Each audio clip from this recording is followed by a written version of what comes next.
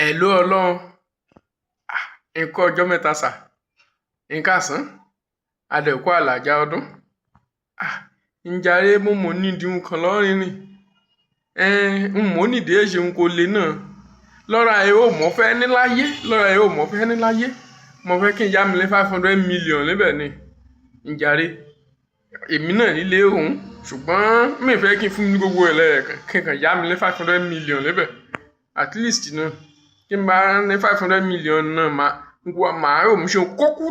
kú mi mo mú ṣe ń gbé wúkọ̀ bí mo mú gbé tírísọ̀mù wọ́n fọ́sọ̀mù èyí ni èmi ní ìmọ̀ yìí ni kọ́dà ìṣe business mo mú ṣe èmi ní mọ́ njàre ìṣàánú mi mo jẹ́ pípa mú kó àtẹ̀jẹ́jọ́ mọ́ tí jẹun mọ̀ ìyẹn rẹ ẹ̀ẹ̀kẹ́ mi tẹ papò ẹ̀ẹ̀kẹ́ mi tẹ pọ̀ sàn mú njàre ìṣàánú mi mo jẹ́ mi kú jífà mo jáwóró kó gbé mi njàre náà ni mo kí mi wú yẹn àkáǹtì mélòó náà ní Ìkẹ́rẹ́ microfinance bank ẹ̀yọ òun ni mi lò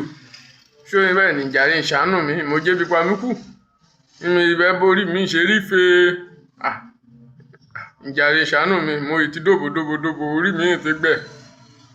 àyẹ kí mi abọ́bìnrin náà sùn kí mo jẹun àwọn kan gbé aṣíwájú mi ní njàre ìṣàánú mi 500 million náà ẹ̀ pọ̀ jù njàre ìṣàánú mi lọ́wọ́ ẹ̀kọ́ kí mi ní náà ni tètè yá mi njàre ṣe ń dirẹ̀ sí mi